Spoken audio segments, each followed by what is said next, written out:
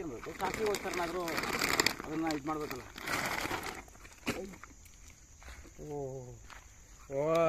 ದಂಡಕ್ಕೆ ಮನೋಸಿ ಬಾಬಾ ನೀನು ಇವರು ಬೆಳಕು ಬಿಡಲಿ.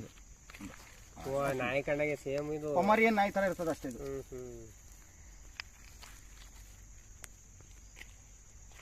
ಗಂಡು ಗಂಡು ಪುಣ್ಕೋಬೇಕು.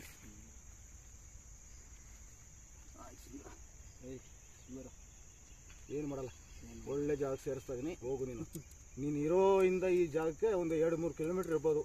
ಮತ್ತೋದ್ರು ಹೋಗು ಆ ಜಾಗಕ್ಕೆ. ನೀನು ಹೋಗ್ಬೋದು. ಒಟ್ಟಿನಲ್ಲಿ ಸರ್ವೆ ಆಗ್ತವೆ, ಗೊತ್ತಾಗ್ತದೆ ಇದಕ್ಕೆ. ಸರ್ವೆ ಆಗ್ತವೆ ಅಲ್ಲ ಕಾಡಿಗಲ್ಲ. ಮತ್ತೆ ಅದೇ ಜಾಗದಲ್ಲಿ ಏನಾದ್ರು ಅದ್ರ ಬೆಟಾಲಿಯನ್ ಮತ್ತೆ ನಾಯಿ ಕಂಡಿಗೆ ಅಂದ್ರೆ ಪಮರಿ ನಾಯಿ ತರ ಇರ್ತದೆ. ಬಟ್ ಇದು ನಾವು ಕನ್ನಡದಲ್ಲಿ ಕರೆಯೋದು ಸುಗಂಧ ಬೀಸುವಂತ ಬೆಕ್ಕು ಅಂತ. ಸುಗಂಧ ದ್ರವ್ಯನ ಬೀಸುವಂತ ಬೆಕ್ಕು ಅಂತ ಕರಿತೀವಿ, ಇಲ್ಲ ಪುಣ್ಗು ಬೆಕ್ಕು ಅಂತ ಕರಿತೀವಿ. ತುಂಬಾ ಅಪರೂಪ ಜೀವಿ, ಪುಣ್ಗು ಬೆಕ್ಕು, ಇಂಗ್ಲಿಷಲ್ಲಿ ಸಿವಿಟ್ ಕ್ಯಾಟ್ ಅಂತ ಕರೆಯುವಂಥದ್ದು. ಬಹಳ ಸಾಧು ಸೌಮ್ಯ ಸ್ವಭಾವದ ಜೀವಿಗಳು ಇವೆಲ್ಲ. ನಿಶಾಚಾರಿ ಜೀವಿಗಳು, ಹಗಲೊತ್ತು ಸಂಚಾರ ಮಾಡಲ್ಲ, ರಾತ್ರಿ ಮಾತ್ರ ಸಂಚಾರ ಮಾಡ್ತವೆ. ಬಟ್ ಇದ್ರ ಆಹಾರ ಮಾಂಸನೂ ಸೇವನೆ ಮಾಡ್ತವೆ, ಈ ಕಡೆ ಸಸ್ಯನೂ ಸೇವನೆ ಮಾಡ್ತವೆ. ನೀವು ಹತ್ರ ಹಿಡ್ಕೊಂಡ್ರೆ ಮೇಲೆ ಬಾಲನಿ ಅದೊಂದು ಬ್ಯಾಲೆನ್ಸ್ ಅಷ್ಟೇ. ಸರಿ, ಇದಕ್ಕೆ ತೊಂದರೆ ಮಾಡೋದು ಬೇಡ, ಬಿಟ್ಬಿಡ್ತೀನಿ.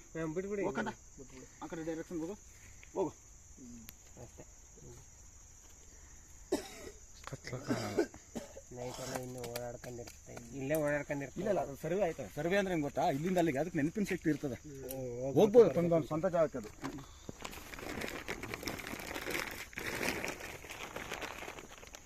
ಕತ್ಲೆ ಕಾಣಲ್ಲ. ಇಲ್ಲ ಮುಖ ಕಾಣಿಸ್ತಲ್ಲ ಅವ್ರದ್ದು. ಅದಕ್ಕೆ ಒಂದು ಸ್ವಲ್ಪ ಇಡ್ಲಿ ಅಂತ ಅಷ್ಟೇ.